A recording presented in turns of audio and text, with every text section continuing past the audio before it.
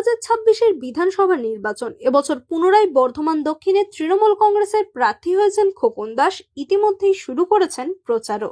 আর এবছর তার প্রচারের হাতিয়ার গত 5 বছরের কাজের খতিয়ান। বিধায়ক হিসেবে তিনি গত 5 বছরে পেয়েছেন 3,30,00,000 টাকা।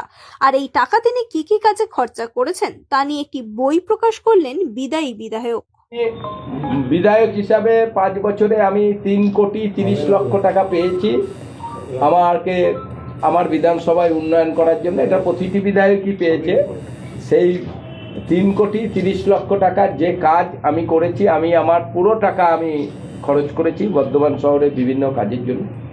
তার একটা বইও আমি তৈরি করেছি, যে বইটা আমি সাধারণ মানুষের হাতে তুলে দেবো, যে যারা জানতে পারবে যে আমি আমার বিধায়কের টাকাটা আমি কোথায় কি খরচ করলাম।